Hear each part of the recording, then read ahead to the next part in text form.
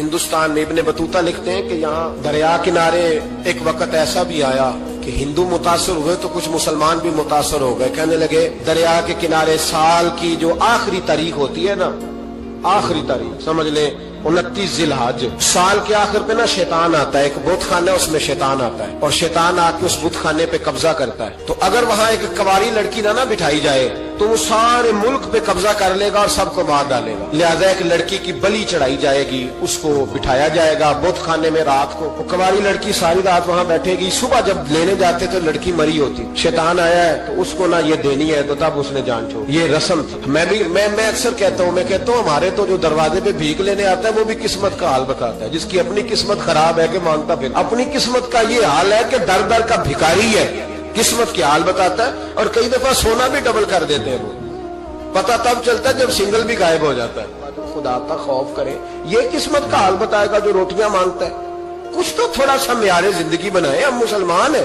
ان کا بھی نظریہ بن گیا، مسلمان بھی اس نظریے کا شکار ہو گئے کہ جناب سال کے آخر میں ایک کواری لڑکی بٹھائیں گے ورنہ وہ سارے ہندوستان کو مار دے گا.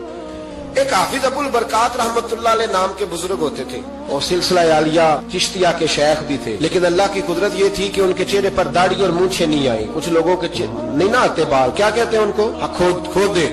وہ ہمارا ایک لفظ ہے، بولتے ہیں پنجابی میں. ان کے چہرے پہ داڑھی نہیں تھی.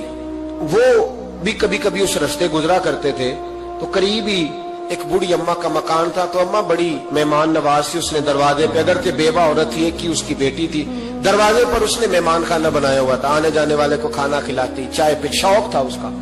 اور حافظ صاحب دن کے وقت وہاں آئے. اماں بڑا رو رہی تھی، کھانا بھی نہ ملا، چائے بھی نہ ملی. تو کہنے لگے میں تو اس رستے اس لیے آیا تھا کہ یہاں ٹھہروں گا، مہمان نوازی یہاں اچھی ہوتی ہے، ہوٹل تو ہوتے نہیں تو مہمانوں کو مہمان خانوں میں ٹھہرنا پڑتا تھا. تو اماں کدھر ہے؟ تو کہا اماں بڑی پریشان ہے. حافظ جی نے کوشش کی، نیک آدمی تھے، کہ اماں سے ملاقات ہو جائے. حافظ جی کا کمال یہ تھا کہ حافظ اتنے پکے تھے کہ ایک جگہ بیٹھ کر قرآن پاک شروع کرتے تھے اور وہی سارا ختم بھی کر دیا کرتے. اتنی پکی منزل کے حافظ تھے. تو حافظ ابو البرکات صاحب وہاں بیٹھے. وہ اماں کوئی بزرگ تھے حافظ صاحب، وہ اماں سے کسی طریقے ملاقات کی تو اماں ملتے ہی رونے لگی چیخے مار کے. اماں کیا ہوا؟ کہنے لگی حافظ جی ایک کی بیٹی ہے، خامن فوت ہو گیا تو میں نے نکاح نہیں کیا، ایک بیٹی کے نام ساری زندگی کر دی. یہاں نا اب بت خانے میں میری بیٹی کو بٹھایا جائے گا. کچھ مسلمانوں کے بھی ہمارے گاؤں کے نظریات کمزور ہو گئے. یہاں بچی کو بٹھایا جائے گا اور سویرے وہ مر جائے گی میری بیٹی. قرآن اندازی ہوئی ہے تو میری بیٹی کا نام نکلا ہے. اب بیٹی کو جانا ہی پڑے گا. یہ ہمارے ان کچھ علاقوں کا طریقہ ہے. حافظ جی کہنے لگے اماں تو اس طرح کر، میں لوگوں کو سمجھاتا ہوں کہ یہ غلط ہے، شریعت اس کو پسند نہیں کرتی. تو میرے ساتھ انہوں نے کہا یہ لوگ نہیں مانیں گے، بہت سارے ہندو بھی ہیں، بہت سارے مسلم بھی ہیں، تو گڈمنڈ ہو گئے نظریات، یہ تھوڑی مانیں گے. حافظ جی کہنے لگے اماں پھر ایک اور حل بھی ہے، میرے چہرے پہ کون سا داڑھی ہے، تو بیبیوں والے کپڑے مجھے دے. آج میں بیٹھتا ہوں وہاں، دیکھتا ہوں کون سا شیطان آتا ہے. عقیدہ مضبوط ہو نا. اقبال کیا کہتے ہیں ارادے جن کے پختہ ہو، نظر جن کی خدا پر ہو، تلاتم خیز موجوں سے وہ گھبرایا نہیں کرتے. کہا مجھے دو کپڑے بیبیوں والے، میں بیٹھتا ہوں. اماں کہنے لگی وہ شیطان واقعی آتا ہے. آج تک جتنی بچیاں گئی ہیں سویرے مردہ ملی ہیں. بڑی سمجھنے والی بات ہے، غور کرنا. جتنی گئی ہیں ساری مردہ آئی ہیں. تو حافظ جی آپ کو جب وہ شیطان رات کو دیکھے گا نا، آپ آئے ہیں تو آپ کے تو وہ زیادہ ٹکڑے کرے گا کہ اس نے دھوکہ کیا، مرد ہو کے عورتوں کی جگہ پہ آیا. آپ نہ گئے. حافظ جی کہنے لگے ٹکڑے میرے ہونے ہیں نا، آپ فکر نہ کریں. دریا کنارے بت خانہ تھا. حافظ جی عورتوں والا لباس پہن کے وہاں بیٹھ گئے. حافظ صاحب کہتے ہیں 3 دفعہ میں نے رات کو باہر نکل کے دریا پہ وضو بھی کیا. ساری رات میں نے قرآن پاک پڑھا اور جب فجر کا وقت ہوا تو باہر نکل کے میں نے اذان پڑھی. لوگ آئے تو میں نے جماعت کرائی. اور فرماتے ہندو مسلمانوں سب کو بلا کے میں نے کہا کہ اگر آج کے بعد شیطان نہ آئے تو ہندو کلمہ پڑھتے ہو سارے؟ نے کہا جی پڑھتے ہیں. فرمایا لو پھر میں بالکل صحیح سلامت آ گیا، کوئی شیطان نہیں آیا. کہتے سب ٹھیک ہو گیا. اب لوگ کہنے لگے حافظ جی بات تو آپ کی ٹھیک ہے، پر وہ بی بی کیسے مر جاتی تھی؟ جس کو ہم رات کو بٹھاتے تھے سویرے مردہ ملتی تھی تو اس کو کون مارتا تھا اگر شیطان نہیں آتا؟ حافظ جی سمجھانے لگے کہ شیطان وسوسہ دیتا ہے پر زندگی موت اس کے ہاتھ میں. وسوسہ دیتا ہے، جتنی اس کو گنجائش ہے وہ کرتا ہے. کہا پھر وہ بی بی کیسے مرتی تھی؟ تو حافظ جی نے ایک بہت بڑی بات سمجھائی. کہنے لگے اصل بات یہ جس آدمی کو پتا ہو نا میں نے سویرے مر جانا ہے وہ ڈر سے مر جاتا ہے. اس کو پتا ہو نا کہ میں یہاں مرنے آیا ہوں تو وہ ڈر سے ہی. فرمانے لگے اس کا عقیدہ کمزور ہو جاتا تھا. وہ نفسیاتی طور پر سمجھتی تھی کہ میں نے مرنا ہی مرنا ہے. तो खौफ होता था, कोई करीब नहीं आता था, दरिया और जंगल दाएं बाएं, तो सुबह तक उस औरत का दिल बंद हो जाता था। तो वो खौफ से ही उसे कोई शैतान नहीं मारता। अल्लाह की इबादत करें, इबादत से बरकत आती है। हजरत अबू अदरीस खौलानी रहमतुल्लाह अलैह हजरत मुआज बिन जबल के शागिर्द थे, ताबी बुजुर्ग थे। फरमाते हैं कि मैं जब से हजरत मुआज बिन जबल की सोबत में बैठा ना, तो बुरे कारोबारों से मेरी तबीयत तो चाट हो गई। कई कारोबार में देखता तो झूठ बोलना पड़ता, उसमें बड़ा कुछ करना पड़ता, तो मुझे डर आता। आप फरमाते मैंने ना बड़ी कोशिश की, पर मेरी मर्जी का काम मुझे, सूफी काहिल नहीं होते, फरमाते मेरे अंदर ताकत थी कि मैं हलाल कमा के बच्चों को खिलाऊं, पर मेरी मर्जी का काम नहीं मिलता था। हालत हो गई। और जब इंसान नेकी की तरफ आता है तो कुछ न कुछ आजमाइशें जरूर आती हैं, ये पक्की बात है, पक्की बात। जब वो गलत मलत कर रहा होता है तो उसको लगता है सारा कुछ सही है, जब सीधा होता है तो बहुत सारी परेशानियां भी जरूर आती हैं। ये मिजाज है दीन का। आप फरमाते मैं परेशान रहने लगा, हालात खराब होने लगे, आजमाइश सख्त होने लगी, कारोबार बंद हो गया, काम ही कोई नहीं मिलता था। मेरी बीवी नाराज रहने लगी, हल्का हल्का तो उसने मुझे कहना शुरू किया, फिर जलाल में आ गई। और एक दिन मुझे कहने लगी अगर आज नाना कुछ लेके आए तो बच्चे लेके मेके चली जाऊंगी। आप फरमाते मैं बड़ा परेशान हुआ, निकल गया फजर पढ़ के काम की तलाश में। मैंने जोहर तक तलाश किया लेकिन मुझे काम न मिला। आप फरमाते नहर फुरात के किनारे तपती हुई रेत पे मैं बैठा था, तो मेरे दिल में ख्याल आया बंदों की मजदूरी नहीं मिलती तो आज अल्लाह की ना कर ले, आज अल्लाह की मजदूरी ना करे। आप फरमाते मैंने गरम रेत से तयम्मुम किया, वुजू किया वहीं फुरात, और गरम रेत पे कपड़ा बिछाया तो नफल पढ़ने शुरू कर दिए। जोर से असर तक नफल पढ़े, जोर से। चले मैं एक दुआ करता हूं, आप आमीन कहना। नहीं आएगा, अल्लाह करे कि हम मगरब के बाद वाले नफल ही पढ़ने शुरू कर दें। नबी करीम सैयद आलम सल्लल्लाहु ताला अलैहि वसल्लम के गुलामों का हाल देखे, इबादत का हाल देखे। फरमाते मैंने कहा आज अल्लाह की मजदूरी कर, जोर से असर तक नफल पड़े गरम रेत पे। और जब असर हुई ना तो मैंने अपने रुमाल में ना थोड़ी सी रेत बांध ली। घर की दीवारें छोटी छोटी थी। मैंने कहा बीवी ने देखा ना खाली हाथ आया है तो अंदर से शोर करेगी, हम साए भी सुनेंगे, तो चलो जब देखेगी ना रुमाल में कुछ है हौसला करेगी, जब अंदर जाऊंगा तो समझा लूंगा। आप मुस्कुरा रहे हैं ना हल्का हल्का, इसका मतलब है इन बातों में काफी सदाकत है। पुराने बुजुर्ग कर गए तो इसका मतलब ये है कि इनमें बहरहाल काफी हद तक सदाकत है, ये शोर होते रहते। कहते मैंने वो कहा कि चलो दूर से देखेगी तो घर जाके समझा लूंगा। आप फरमाते पहले मेरी बीवी दरवाजे पे बैठी रहती थी, बच्चे बैठे रहते थे, मुंतजिर होते थे कि कुछ लेके आए, घर में फाका होता। आज मैं गया तो शोर ही कोई नहीं, कोई शय नजर ना आई। वो रेत से भरा हुआ मेरा पल्लू मैंने दरवाजे के साथ रखा, अंदर चला गया। बीवी को आवाज दी कहां हो, कहने लगी मुंह हाथ धो लो, मैं रोटी लेके आई। हाथ हो गई, रोटी किधर से आई? इस घर में तो फाके थे, खाना किधर से आया? कहते रोटी लाई, सलाद भी लाई, दूध भी लाई, उस जमाने में जो नेमतें थी फल भी लाई, सारा आ गया। मैंने घूर के देखा, मैंने कहा किधर से आया ये सारा कुछ, कहां है बच्चे? कहने लगी रोटी खा के बाहर निकल गए। मेरे दिल में ख्याल आया मेरी बीबी का किरदार तो चांद से ज्यादा उजला है, तो ये सारा कुछ कैसे आया? मैंने कहा ये कहां से आया सारा कुछ? तो कहती है मेरी तरफ देख के कहने लगी पता नहीं आज किस करीम की मजदूरी करने चले गए थे, पता नहीं किस करीम की मजदूरी पे चले गए थे। जोर हुई है तो उसने अनाज की बोरियां भेजी है, चावल भेजे हैं, फल भेजे हैं, इतना कुछ भेजा है कि मेरे घर में रखने को जगह ही कोई नहीं। ये कहते कहते उठी और कहने लगी पहले ही बड़ा आया था, अब और क्या लाए हो?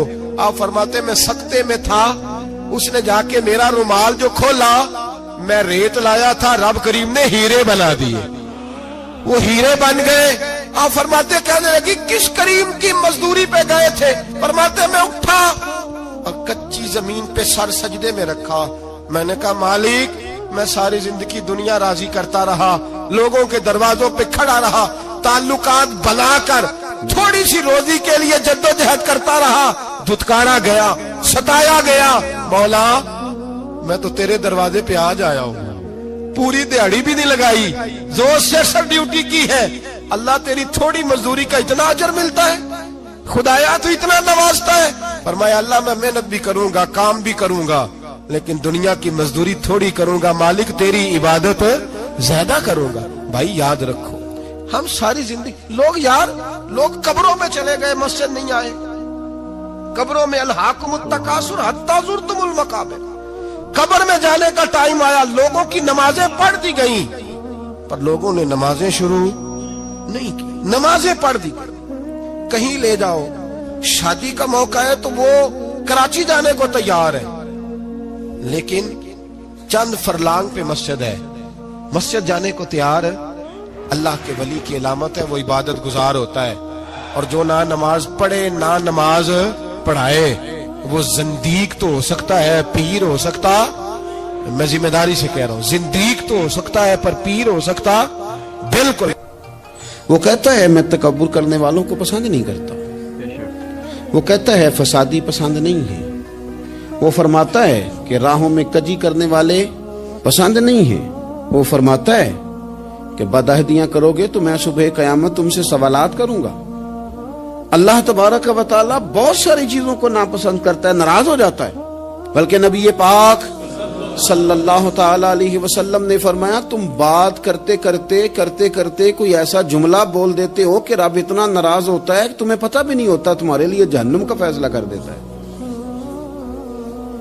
اس لیے پہلے تولو پھر بولو، خود اپنے لفظوں کی تو تم پہرے داری کرو نا کہ میں کیا کہہ رہا ہوں۔ کوئی ایسا جملہ، کوئی ایسی بات وارث شاہ مان کری نہ وارثاں دا، کوئی ایسی بات نہ تمہاری زبان سے نکلے۔ اور حضور یہ بھی فرماتے ہیں کہ اس کا دوسرا پہلو بھی ہے، بعض اوقات تم بات کرتے ایسا جملہ کہتے ہو وہ اتنا راضی ہوتا ہے کہ تمہارے لیے جنت کا فیصلہ فرما دیتا ہے۔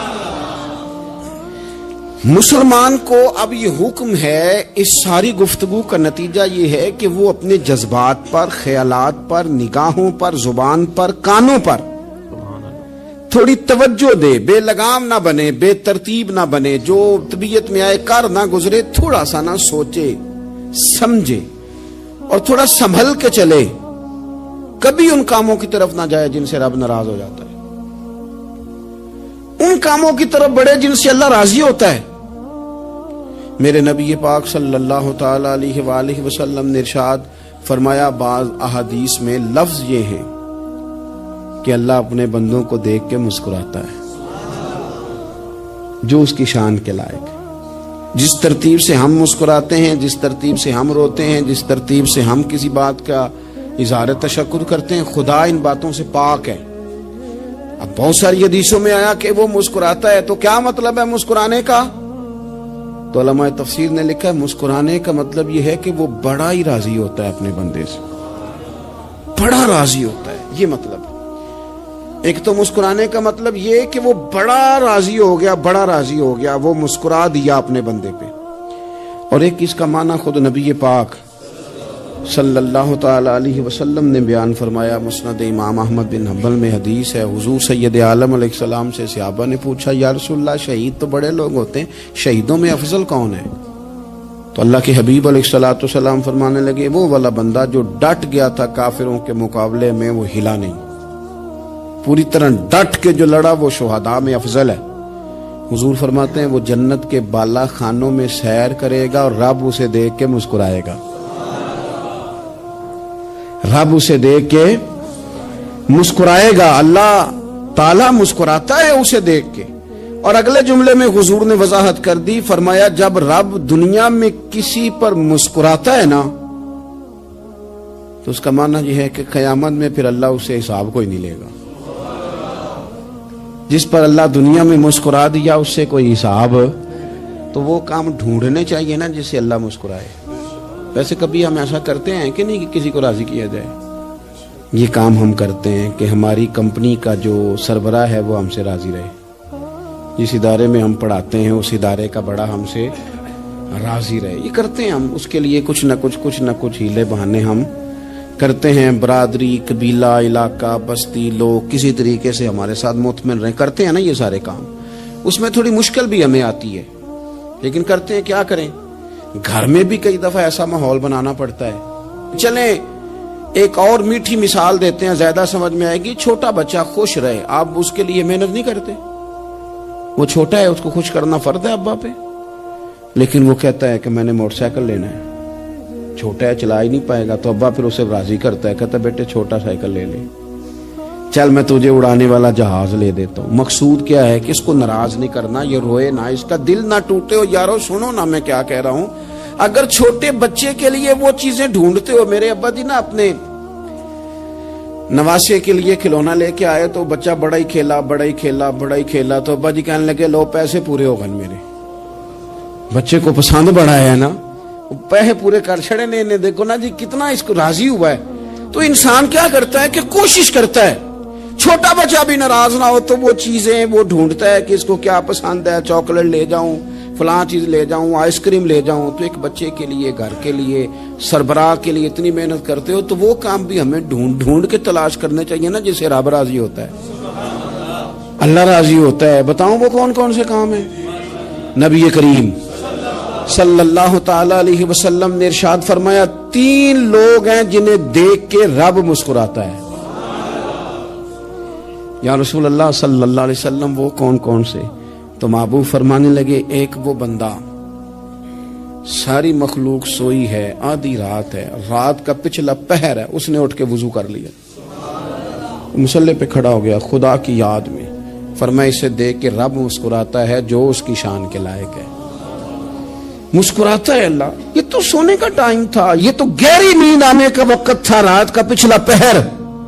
رات پوے تے بے درداں نو نیند پیاری آوے، تے درد منداں نو یاد سجن دی ستیاں وی آن جگاوے۔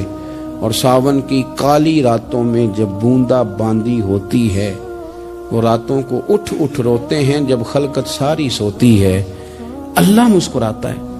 اور سننا میرے بھائی، میرے نبی پاک صلی اللہ تعالی علیہ وسلم فرماتے ہیں جب مسلمان نماز کے لیے صفیں بناتے ہیں نا، ترتیب لگ رہی ہوتی ہے، اب اللہ کی بارگاہ میں کھڑے ہوں گے، قیام کریں گے، رکوع کریں گے، سجود کریں گے، فرمایا جب مومن صفیں بناتے ہیں تو رب دیکھ کے مسکراتا ہے، مسکراتا ہے۔ کمال ہو گئے عروج بندگی کا، جب بندے کو دیکھ کے رب مسکرائے۔ خدا بندے سے خود پوچھے بتا تیری رضا کیا ہے، مسکراتا ہے۔ اور میرے نبی پاک علیہ السلام فرماتے ہیں جب مجاہد جہاد کے لیے صفیں سیدھی کرتے ہیں، آج تو یہ رب کے نام پہ مرنے ہی آ گئے، یہ صفوں میں کھڑے ہوں گے، ترتیب سے لڑیں گے، ترتیب سے گلا کاٹیں گے کافروں کا یا شہادت لیں گے۔ فرمایا جب جہاد کے لوگ صفیں بناتے ہیں تو رب انہیں دیکھ کے مسکراتا ہے۔ کتنے نصیبوں والا وہ بندہ ہے جسے دیکھ کے مسکرا دیا۔ او یار کبھی تیرا بیٹا تیرے سامنے مسکرائے نا چھوٹا، تو تیرا دل باغ باغ ہو جاتا ہے۔ تیری ماں بیمار کسی ایک دن صحیح طرح ہنس پڑے تو طبیعت خوش ہو جاتی۔ مجھے بتاؤ نا جس کا رب بھی اسے دیکھ کے ہنس پڑے، جو اس کی شان کے لائق ہے، کیا اس بندے کے نصیبیں ہیں، کیا اس کے مقدر ہیں۔ آپ اس مقام پر اپنے آپ کو لائیں۔ اب دیکھیں نا یہ حدیث آپ نے سن لی، اب ہم نے نا اس طرح صفحے نہیں بنانے جس طرح ساری دنیا، اب ذرا صفحے بھی شوق سے بنائیں گے، اب ذرا تھوڑا سا شوق پیدا کریں گے، بھئی یہ تو میں وہ کام کرنے لگا ہوں جسے دیکھ کے رب مسکراتا ہے۔ نبی پاک صلی اللہ علیہ وسلم نے فرمایا جب کوئی بندہ توبہ کرتا ہے نا، ہم توبہ کا رٹا لگاتے ہیں، یا اللہ میری توبہ یا اللہ۔ اور توبہ کا تو مطلب یہ ہے کہ پچھلے گناہوں سے پکی توبہ، آج کے بعد یہ غلطی نہ کرنے کا پکا وعدہ۔ تو نے ساری شب برات رو کے گزاری ہے، بتا سویرے جھوٹ جوڑنے کا ارادہ ہے تیرا؟ آج کے بعد رشوت تو نہیں نہ لے گا، ملاوٹ تو نہیں نہ کرے گا، یہ توبہ ہے۔ اور اگر سارے کام اسی طرح کرنے تو پھر یہ توبہ کا رٹا ہے، جتنا مرضی لگاؤ۔ حضرت علی بن ربیعہ رضی اللہ تعالیٰ عنہ فرماتے میں مولا علی کے ساتھ تھا، مقام حرہ کی طرف جا رہے تھے، حضرت علی نے ہاتھ اٹھا کے دعا مانگی ہماری تعلیم کے لیے، ورنہ حضرت علی ہم صحابہ کو محفوظ عن الخطا تو مانتے ہیں نا۔ ہاتھ اٹھا کے کہا اے اللہ ہمارے گناہ بخش دے، تیرے علاوہ کوئی معاف کرنے والا نہیں۔ اور پھر حضرت علی آسمان کی طرف دیکھا اور دیکھ کے نا حضرت علی بن ربیعہ کو تو مسکرائے۔ حضرت علی بن ربیعہ کہنے لگے حضور مسکرائے کیوں ہو؟ فرمانے لگے ایک دن میں حضور کے ساتھ اسی طرح آیا تھا، اسی طرح حضور نے دعا فرمائی تھی ہماری تعلیم کے لیے، اور پھر حضور مجھے دیکھ کے مسکرائے تھے اور فرمایا جب کوئی بندہ رب کی بارگاہ میں اس طرح استغفار کرتا ہے تو رب مسکراتا ہے اور مسکرا کے فرماتا دیکھ لو میرے بندوں کو پتا ہے کہ میرے علاوہ معاف کرنے والا کوئی نہیں، انہیں پتا ہے، تم اس کی بارگاہ میں رجوع تو لاؤ، آؤ تو صحیح دو آنسو لے کر۔ اقبال کہتے ہیں کہ موتی سمجھ کے شان کریمی نے چن لیا، قطرے دو گرے میرے ار کے انفال کے، دو میں نے آنسو بہائے تھے تو اس کے کرم نے تو موتی سمجھ کے چن لی۔ سنو نا حضور اس استغفار کو، اللہ کو یار رات کو توبہ کر کے سونا چاہیے ہمیں، کچھ غلطیاں ہم کرنا نہیں چاہتے پر ہم سے ہو جاتی ہیں، کچھ دل ہم توڑنا نہیں چاہتے پر وہ ٹوٹ جاتے ہیں، ہماری مجبوری ہوتی ہے ٹوٹ جاتے ہیں۔ رات کو اس کی بارگاہ میں ہاتھ باندھ کے کشکول طلب دراز کر کے خوب استغفار پڑھنا چاہیے کہ مالک بندے ہیں نا کیا کریں، نفس کا ساتھ ہے، دنیا کا ساتھ ہے، خواہشات نفسانیہ، مالک معاف کر دے، درد سے توبہ، رسم نہ ہو، کہانی نہ ہو، لفظ نہ ہو، جملے نہ ہو، اور جناب ایسے لوگوں کے بیچ بڑے ہاتھ باندھ کے اور بڑا کوئی ضرورت نہیں، آپ اکیلے اپنی چارپائی پہ بستر کے اندر منہ دے کے بھی درد سے کہیں گے نا معاف کر دے تو وہ تو مہربانی بڑا ہے۔ میرے نبی پاک صلی اللہ علیہ وسلم مثال دیتے ہیں، فرمایا ایک آدمی صحرا میں جا رہا، صحابہ سے حضور خطاب کر رہے ہیں، فرمایا ایک آدمی صحرا میں جا رہا تھا، اس نے اپنی اونٹنی پہ کھانا پانی پیسے ہر چیز رکھی ہوئی تھی، صحرا تھا بہت بڑا، درمیان صحرا کے گیا تو تھوڑا سا سستانے کے لیے آرام کرنے کے لیے اونٹنی سے نیچے اترا، اب اس نے اونٹنی کی لگام اونٹنی کی نکیل اپنے سرہانے کے نیچے رکھی، ہاتھ کے ساتھ پکڑی اور سو گیا۔ تھوڑی ہی دیر کے بعد جب اس کی آنکھ کھلی تو دیکھا اونٹنی غائب ہے۔ صحرا میں وہ پیدل نہ آگے جا سکتا ہے نہ پیچھے جا سکتا ہے، نہ دائیں نہ بائیں، کھانے کو روٹی نہیں، پینے کو پانی کا قطرہ نہیں، تھوڑا ادھر بھاگا ادھر بھاگا، تھک گیا۔ کریم محبوب فرماتے ہیں وہ پوری طرح نڈھال ہو گیا اور مایوس ہو گیا، معاذ اللہ، مایوس ہو کے دوبارہ اسی جگہ آ کے لیٹ گیا جہاں پہلے لیٹا تھا، انتظار کرنے لگا کہ اب موت ہی آئے گی، آخری وقت ہے، اب نہ میں پیدل یہ صحرا کراس کر سکتا ہوں، نہ پیچھے جا سکتا ہوں، نہ کھانا ہے نہ پانی ہے، سوائے موت کے کوئی سہارا نہیں۔ حضور فرماتے ہیں وہ رستے میں دوبارہ لیٹ گیا، اچانک اس نے رخ بدلا تو اونٹنی سامنے کھڑی تھی۔ حضور نے صحابہ سے پوچھا بتاؤ نا اسے بھلا کتنی کو خوشی ہوگی؟ یا رسول اللہ جسے نئی زندگی مل گئی ہے۔ آپ دیکھیں نا سارے ڈاکٹروں نے کہہ دیا کہ اس کے تو گردے معدہ جگر ہر چیز ختم ہے، گھر لے جاؤ خدمت کرو، ہر طرف پریشانی ہے۔ وہ بندہ بھی سمجھ گیا ہے کہ آخری وقت آ گیا، کل جاؤں پرسوں جاؤں، تیاری ہو گئی، سب لوگ آ گئے، باہر والے بھی آ گئے، یہ ماحول ایک عجیب رنگ اختیار کر گیا۔ اچانک ایک ڈاکٹر نے آ کے کہا نہیں نہیں غلطی لگ گئی تھی۔ مجھے بتائیے انداز کیا ہوتا ہے؟ بغیر دوائی کے بندہ اٹھ کے کھڑا نہیں ہو جاتا، او میں تو بچ گیا ہوں۔ نبی پاک صلی اللہ علیہ وسلم فرمانے لگے اس کی اونٹنی مل گئی، بتاؤ بھلا اسے کتنی خوشی ہوگی؟ یا رسول اللہ وہ تو دوبارہ دنیا میں آ گیا۔ حضور فرمانے لگے اسے کچھ بھی خوشی نہیں ہوئی۔ جب کوئی رب کا گناہگار بندہ آ کے توبہ کرتا ہے، رب کو اس سے کئی گنا زیادہ خوشی ہوتی ہے۔